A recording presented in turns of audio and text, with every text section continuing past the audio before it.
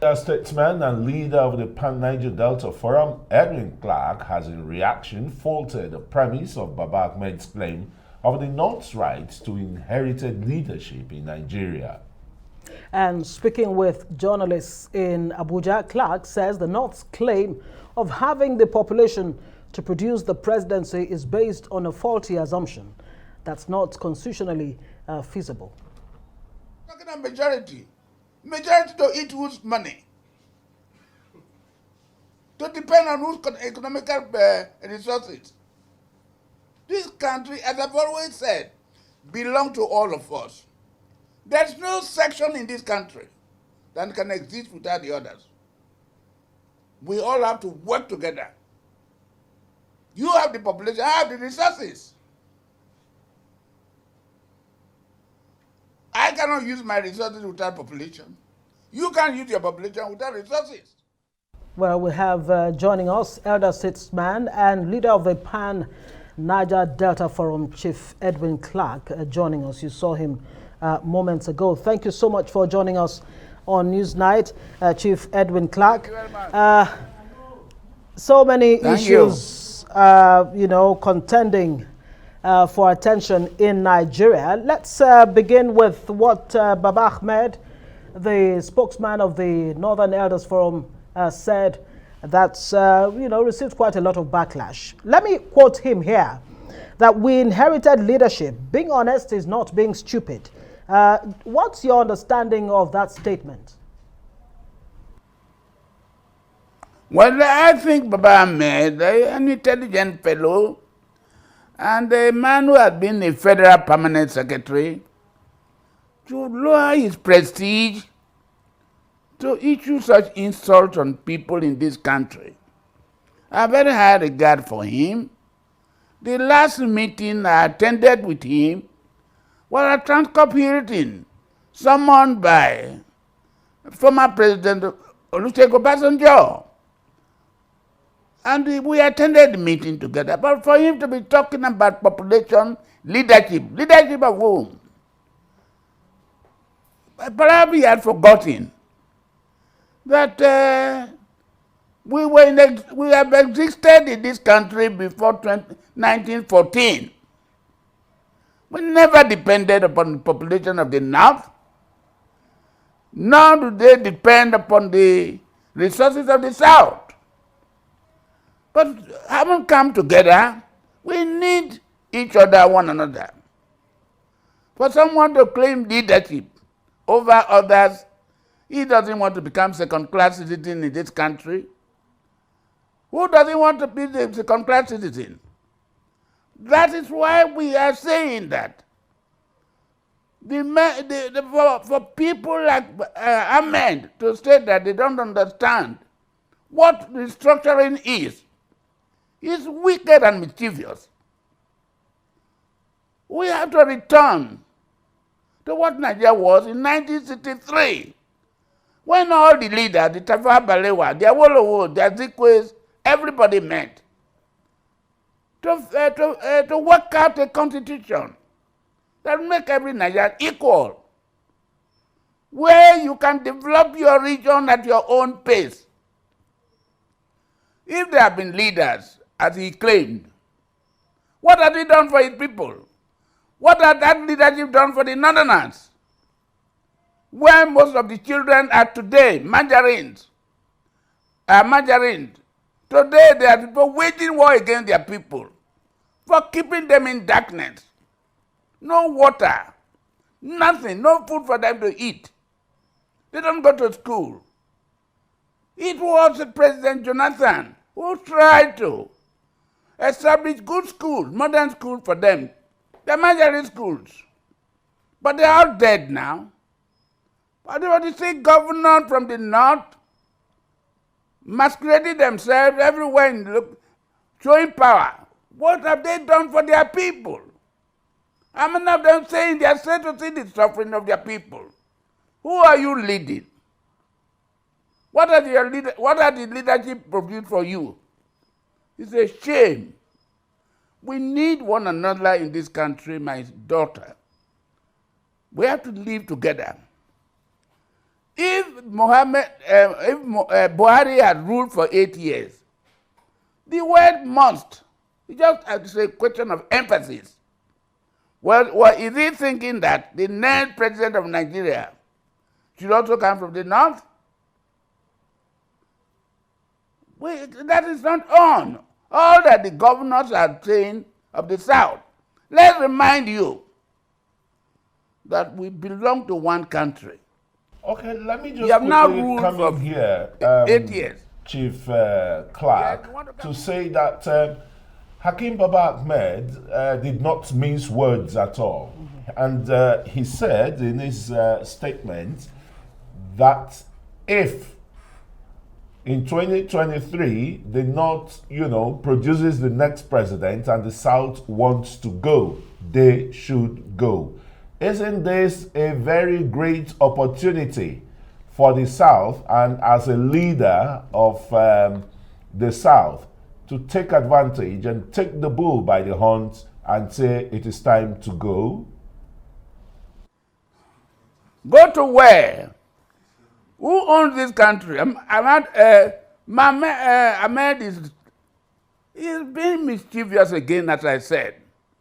Who will leave this country for them? Do they have a country more than any other person?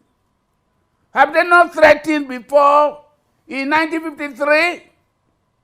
When they not threatened to go out, walk out from parliament under the leadership of Sardauna Sokoto and Tafawa Balewa, that they were not ready for independence in 1956, upon a motion moved by Tony Nauru, and they walked out of parliament, entered the train, and they said, they swore when they got to Kano and Kaduna, that they would never return again to the South. And what happened? That was what gave birth to the London Conference, which worked towards 1960 to have our independence. We know our history. Who are they threatening? Who will leave Nigeria for them? So the question of, we want to be part of this country. Nobody is going away for any other person. Let us work together. Let us work together. But the arrogance of some of these northern elites must be called off. Nobody is a second-class citizen in this country. Once you have that some people are first class, others are second class, then there's no country called Nigeria. We will not be in South Africa. So, if I may come in, Chief Clark, it seems Nigeria's democracy has been reduced to a contest between ethnic nationalities, between the North and the South. Has the chicken come home to roost? Is that what's going on? And when the Southern governors use the word must, is that not in itself arrogant? Is that not what the North may be reading into it? And do you think Baba-Ahmed's statement actually represents the thinking in the North, or his, just speaking for himself? I think he's speaking for himself. And I also believe that there are very many decent Nigerians in the North. We have very decent Nigerians, Northerners who believe in one Nigeria. A Nigeria where everybody is equal. A Nigeria where every citizen has a right to rise to any position he wants, not to be crowded by a group of people who feel that they are superior to the others. We have eminent personalities all over the North, and I respect them. And so together with them, we will work together to see that there is a united Nigeria where nobody is a second-class citizen, where nobody is a first-class citizen. We will all be equal. That is the position. So he is speaking for himself. I know very well that what he is doing now, he is boss. My friend Professor Ango Abdullah used to be in that position. But I'm very surprised that he is behaving as if, I don't know whether it's a Fulani or Hausa or what. As far as I'm concerned, for Nigeria to succeed as a country, to progress as a country, to develop as a country, we must play down religion, play down ethnicity, play down whatever our arrogance is. I think that Nigeria, we believe in one Nigeria. So I'm appealing to him and to his cohorts, those who belong to his class, that let us work together. We need a Nigeria where everybody will be happy, where our children will be educated. Today, what is going on in the Northeast? What is going on in the Northwest? I'm sorry to say, it's being played down by northern leaders who believe that nothing is happening. We are at war. People who feel that they are being oppressed are fighting back. That is what's happening in the north. And it's Nigeria's problem, not northern problem. We must all put our heads together to see that we build up a united Nigeria where everybody is free. Not some people begging with plates and everywhere. They are fighting back. During the COVID-19, these state governors were moving and marching from place to place in the name of returning them to their country. They said they were going back to school. What school do they go to? They are the boys fighting back. All right, at themselves. Chief Edwin Clarke, I'm sorry to cut in here, but we want to take some messages, and when we return, we interrogate the outcome of the spokesman of the Northern Elders Forum, Baba-Ahmed. Stay with us.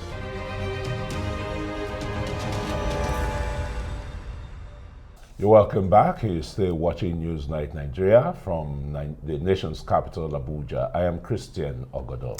And I am Ngozi Alebu. And we still have Elder Statesman Chief Edwin Clarke, who is strongly opposed to the first federal government's plan to establish a naval base in Kano. He had written an open letter to President Muhammadu Buhari. He describes the plan as mission impossible and argues that governments can use the resources to improve areas that are naturally suited for such a project. Let's take a listen.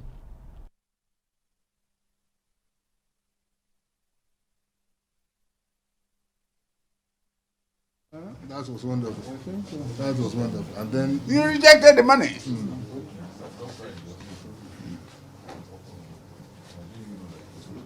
These two contributions. Oh, yes. Thank you. In this very our country, Mr. President of Nigeria attempting, is it the 9th or 10th wonder, to build a naval base in the desert. I don't know, perhaps I was away, whether they've manufactured vessels that can go through desert, I don't know. So I thought I should add my voice as usual. Nobody can calm me down. And we talk about it being only a training institution. Surely training goes with practicals. Exactly. So where are the boats that you are going to have practicals Exactly. on? If you had this base in the area where there's water, you would have had the naval boats there, and the practicals would have been carried out easily. I think we should allow logic rather than sentiments to direct us in the operation of this country. Well, we still have with us Elder Statesman and leader of the Pan-Niger Delta Forum, Chief Edwin Clarke, talk about the, question of siting a naval base in Nigeria's northern state of Kano. Okay, thanks, Chief, for staying with us. And I just want to begin by asking you, what is unwholesome about building a naval base in a commercial city like Kano, which is in the north? We have a base around the Lake Chad region, presently that is involved in the insurgency confronting Nigeria. And in some other countries, like even the US, which has quite a number of naval bases in the desert of Nevada or even in Mississippi. What is unwholesome about the Navy or the federal government taking a base to Kano? Are you asking me?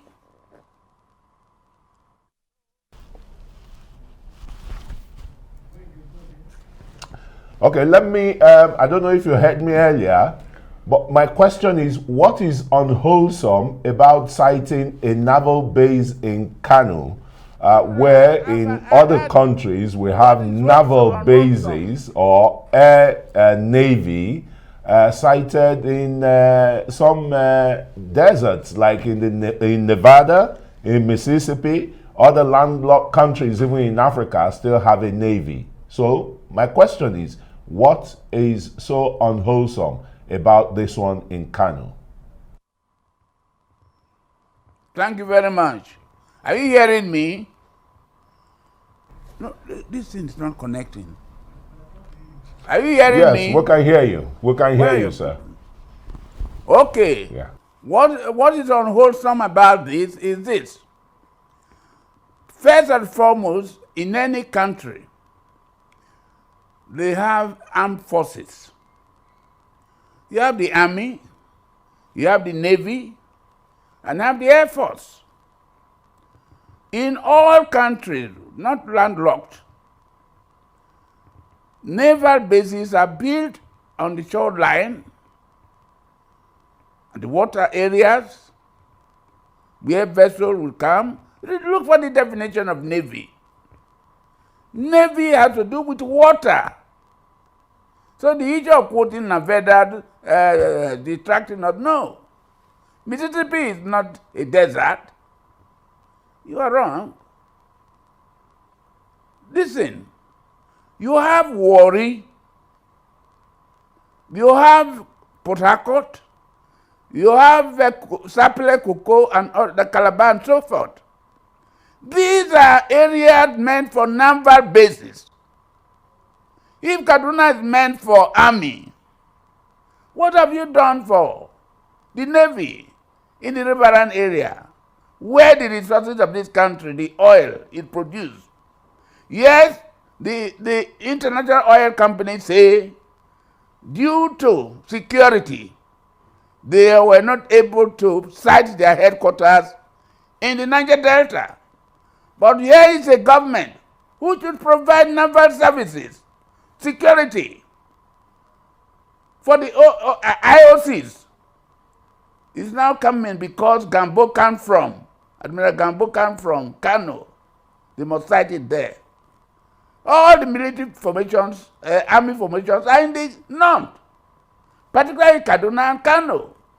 In Kano, you have a university, police university. Recently, Buratai, the former chief of army staff, built a university called Army University in Biu, his hometown. What type of country do you belong to? So when you talk on wholesomeness and so on, there's nothing wrong.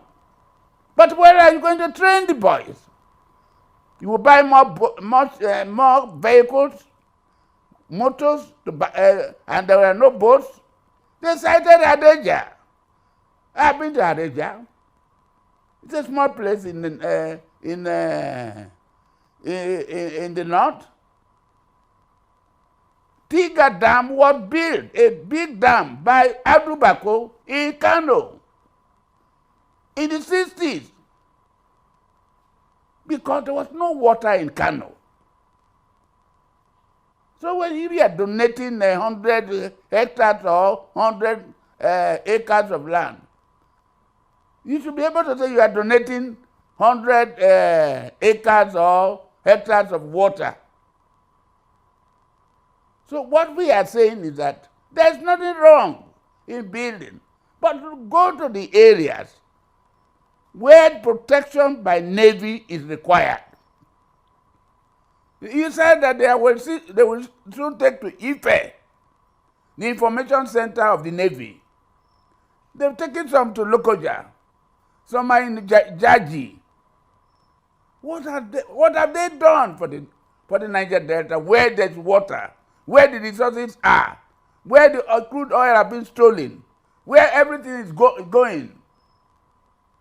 Yet the Navy in All right, Chad thank you is so fighting much. a war. We'll have to leave it there.